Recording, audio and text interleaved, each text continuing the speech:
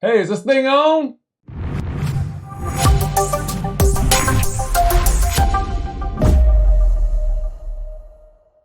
Hey everybody, it's your pal, Ron Howard from xTreme Sequences, fresh from his European family adventure, but I am so happy to be back. It was a great adventure. I'm not going to get into that because I'm still tired from that. And going to the Christmas Expo was wonderful. Yet again, meeting so many more people this year than usual. There were a lot of new people there.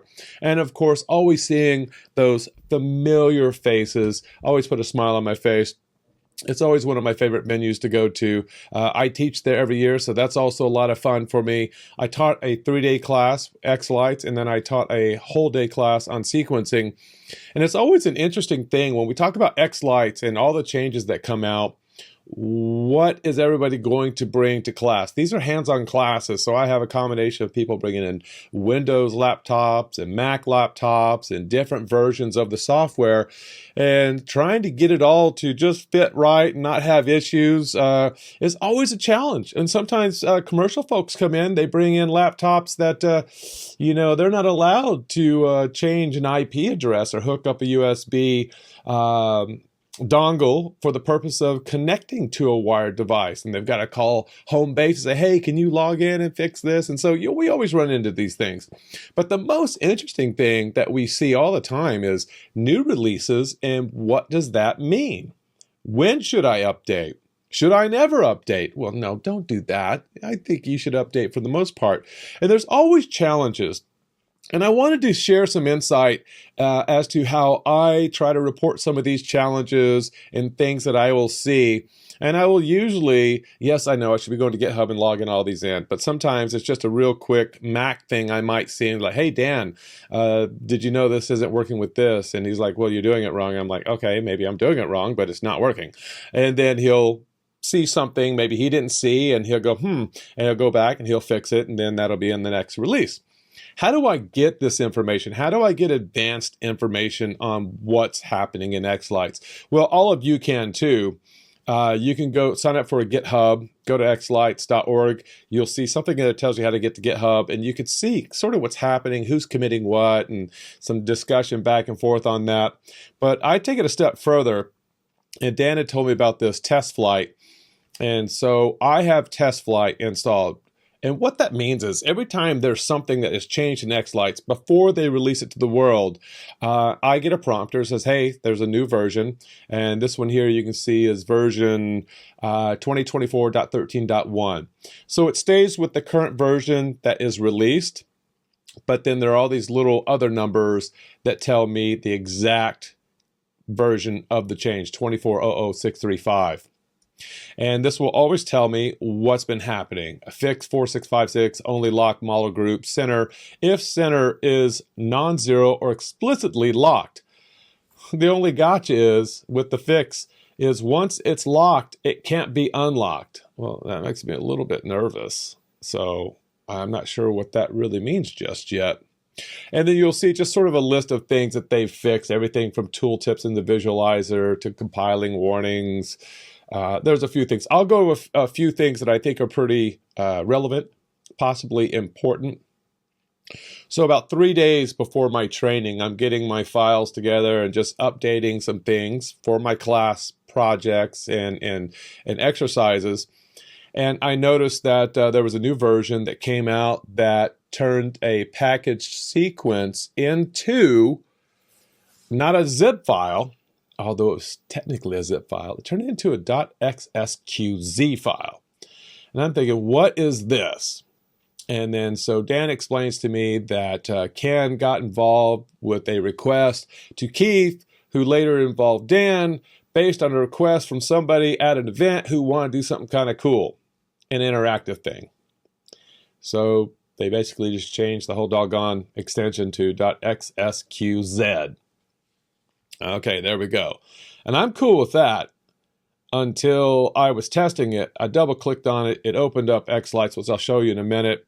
But what made me nervous was when I was trying to import that zip file, because when I package a sequence, I need people to be able to import from the zip file. and it wouldn't. It just stood there doing nothing. So I reached out to Dan, and he got it sorted. About 25 minutes later, I saw there's another version. I downloaded that very quickly. And by the way, with this, if I ever have problems, I can click on versions and builds, and I can go back in time easily with this. So again, this is a Mac thing. This is not a Windows thing. This is a Mac thing. So if you want to be a Mac tester, you can. All right. So that's what I do. Let's talk about this .xSQZ thing. Okay. So I have a sequence here. I rendered it. I saved it. I packaged the sequence. And this shows up here like this. This is snowman.xSQZ. So if I double click on this, it's going to kill my other one probably. I don't want to save any. I don't want to save any of that. It's going to open up this in a temporary folder. I'm sure if you're smart enough, you can probably go figure out where that is. So when this first happened, I saw a really interesting use case that might be great for people seeing my sequences in xLights, but just read only. I think I killed xLights. And for the purpose of seeing it in xLights where it just looks better, but not being able to mess with the effects, not being able to copy the effects, save the file. And that's not what happened. So what I'm going to do here, I'm going to kill xLights here. I'm going to quit this. And then I'm going to double click on this .xSQZ. And if you might have seen some other videos out there, if you don't like the .xSQZ and you're on the Windows side, you can right click and you can tell this to open with and point it to a different file type. For Windows, you just point it to Explorer. So it goes back to Explorer, being able to change the zip file, unpack it, and let you see the components inside. On the Mac side, if you want to change it, you can rename it, and you can change this to a zip, ZIP. You hit enter, it's going to say, hey, are you sure you want to change the extension from XSQZ to zip? You can keep it or use it, and that should sort that, but I'm not noticing any issues on the Mac side by just leaving it here. But if I package sequences and people get those from my store and they see the .xSQZ, I think it'll be sorted in the next release anyway. I sort of wish this was a different option when packaging a sequence, such as, hey, when you package this, you just want to do it the old-fashioned way like we've been doing for, I don't know, years? Or do you want to do this read-only? And just make that a choice. And then leave it XSQZ for the read-only and leave the other zip alone. I think that would probably confuse less people. All right, so I'm gonna attempt to double click this and see what it does. This should open up xLights in a read-only format. Now, I did not include the music in this. I was in my preferences. What are you doing? Are you opening and rendering? All right, I'll give you a moment. So I'm curious. This is the first time I'm going to see if going into this read-only, did it still include the music? Will we have a copyright issue? I think we might have a copyright issue. I'm just saying, well, again, let's look at this pragmatically. If I go to my xLights preferences, it's in read-only. I can't change anything in my preferences, which means I can't see if I actually turn that on or off. So there should not be music here. There really shouldn't. Because, well, or should there? I don't know. I'm not a copyright music attorney. I wish I knew one right about now because I'm really curious about this. But this is going to have the music. Now you do still have to render, so I'm going to put this through a render process and see what plays back. The other thing about this is you can make changes to these effects. You just can't save them. You can copy and paste from here into another show, and then they're your effects.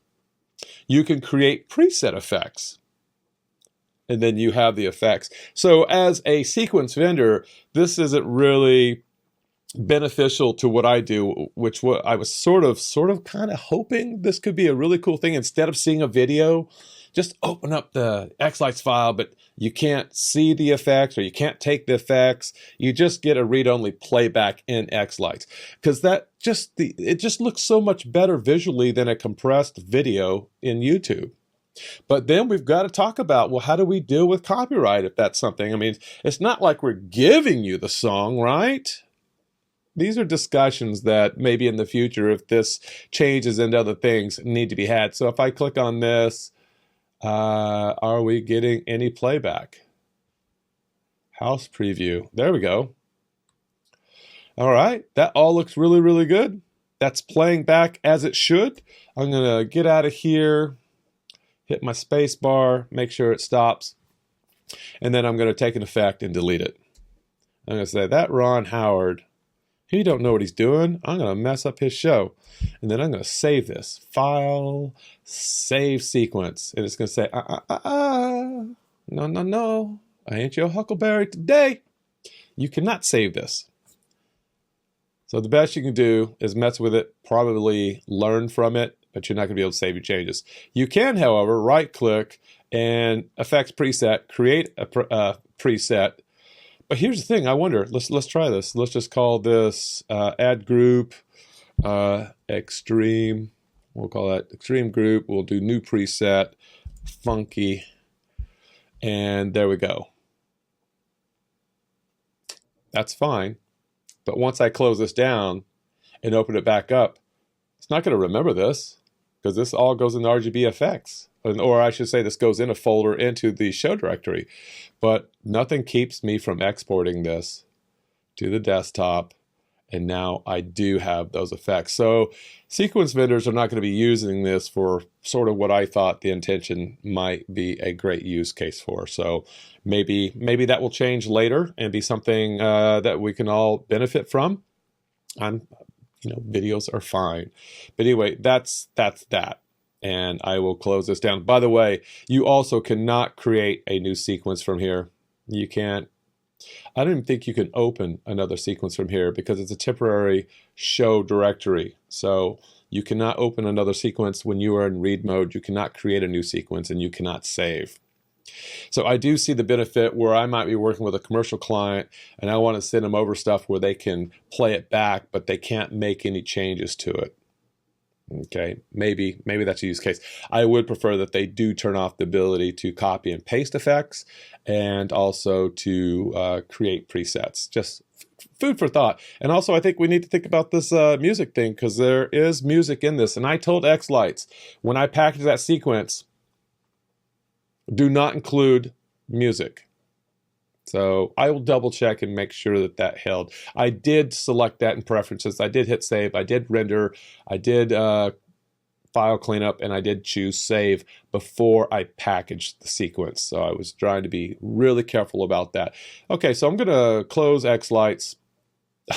I love how it asks you, hey, do you want to save changes? Sure. Oh, no, but I can't. Oh, man. Save RGB changes? Sure, yeah, save them. Well, it tried to save that, didn't it?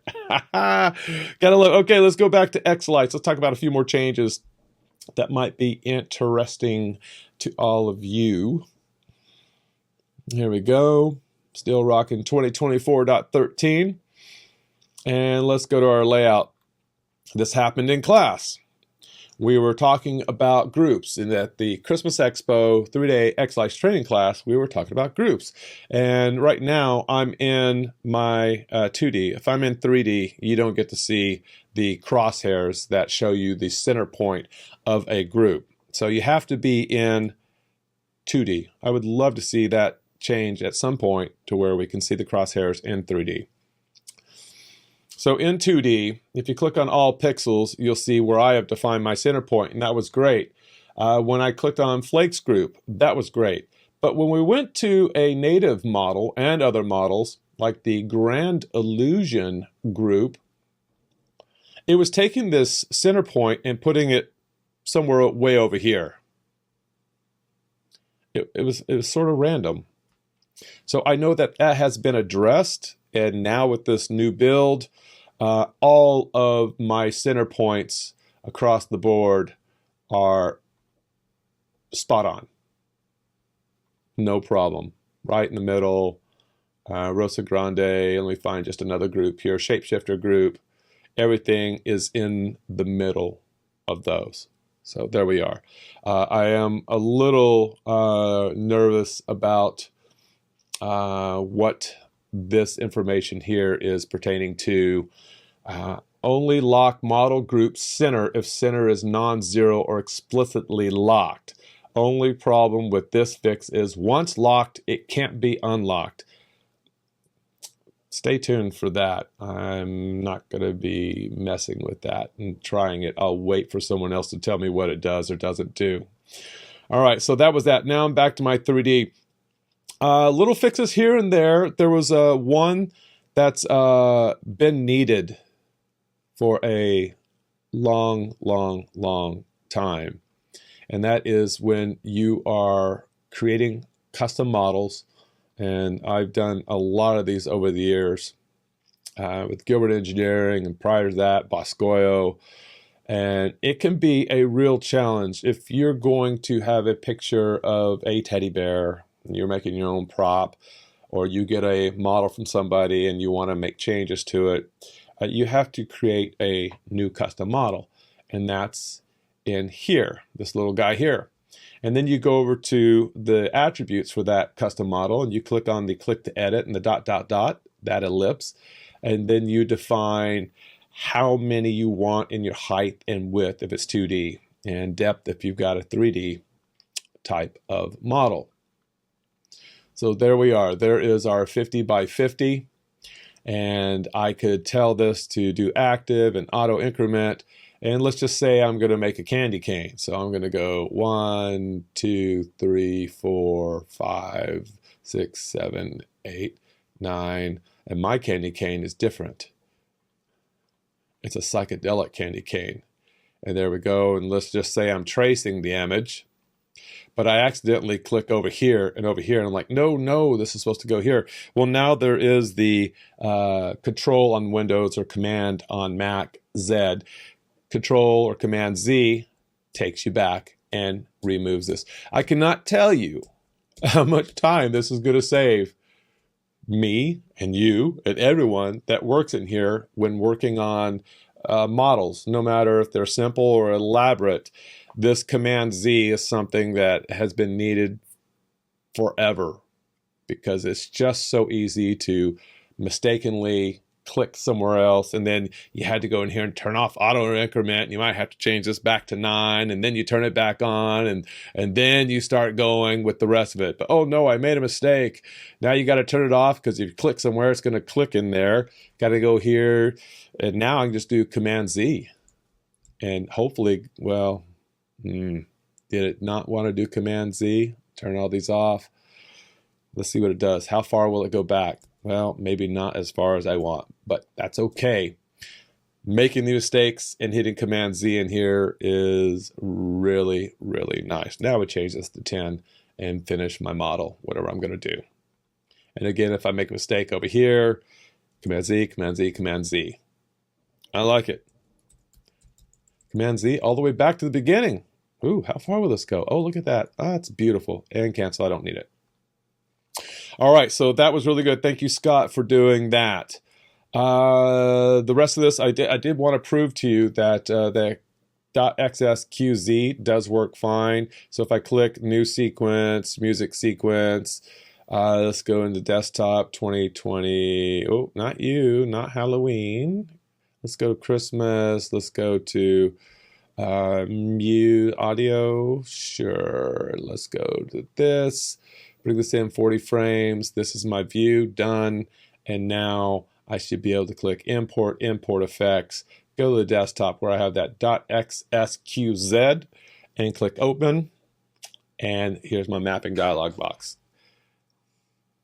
Auto map, and it's brought everything in. Click OK. There's my effects, render, file cleanup, save, play.